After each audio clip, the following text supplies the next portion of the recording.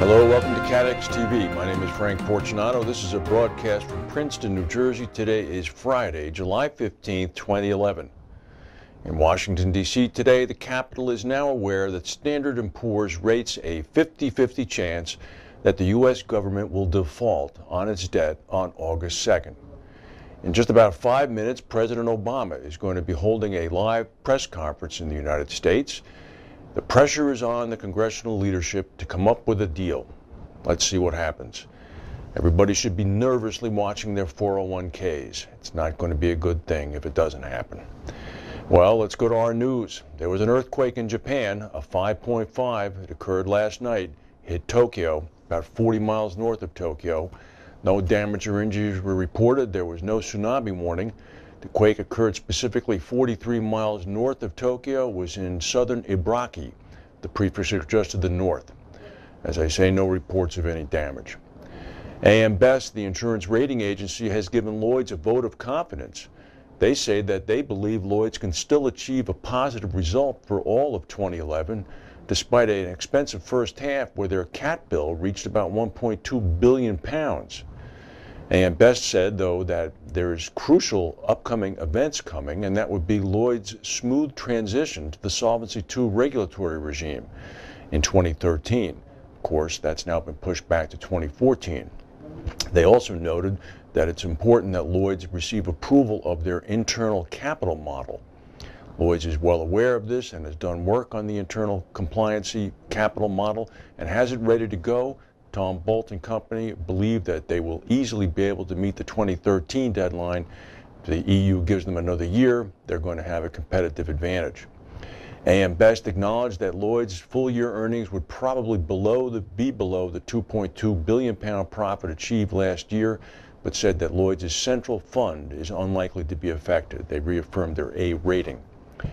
Bermuda-based Axis Insurance has estimated a loss bill of about $105 million following more first-half losses. They came in with a loss range of up to $105 million for the June New Zealand earthquake, as well as the May-April American tornado activity. Speaking of Axis, the founder, John Charman, was interviewed by our friend Jonathan Kent in the Royal Gazette this morning. Mr. Charman is always good for a couple of quotes. He said that the tug-of-war between Validus Re and Allied World over transatlantic is a positive sign for the insurance and reinsurance market. Mr. Charman said that there were too many companies in the market doing nothing, and the reinsurance industry needs more merger and acquisition activity. Mr. Charman also gave a warm welcome to proposed changes in immigration policy in Bermuda that would open the way for 10-year work permits, as well as, make sure you get this, the opportunity of permanent residency status for leading executives. According to Charman, business opportunities are scarce for small to mid-sized companies. Good business will continue to produce reasonable returns, but it's much more difficult for weaker business without a real market presence to prosper. He said there are too many businesses in the reinsurance marketplace. Many of them just provide capacity, and few of them provide intellectual capital and the innovation that the industry and its clientele need. Well, Mr. Charman says it like it is. For a few people would have said that, and he can say those things. Credit Suisse Group, one of the biggest banks in Switzerland, said that it was informed by the U.S. Department of Justice that they are a target of an investigation. The investigation, of course, has to do with private banking services illegally provided to American customers. Credit Suisse says they'll continue to cooperate with the American government and have already been cooperating.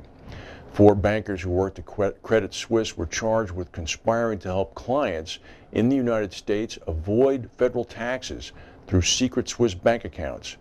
In the fall of 2008, the bank had thousands of accounts, this is according to the indictment, with $3 billion in assets not declared to the IRS. Credit Suisse said that it's been reported that the U.S. authorities are now conducting a broader industry inquiry. The largest bank in Switzerland, Union Bank of Switzerland, UBS, was charged in February of 2009 with helping American citizens evade taxes. UBS avoided prosecution by paying $780 million and agreeing to give the IRS data on more than 250 accounts. UBS later gave them another 4,400 accounts. I continue to say that when this list is finally made public, it's going to create quite a stir. Well, we always talk about piracy and its cost on insurance and reinsurance. Imagine if you were an actual cargo carrier.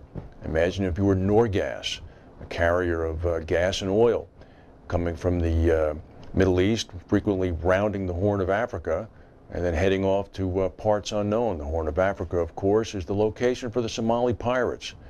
Norgas confirmed that it has spent a significant sum of money on ensuring that its petrochemical transport fleet remains unharmed. They spent over $3.5 million in the last 2 years protecting its fleet and crew.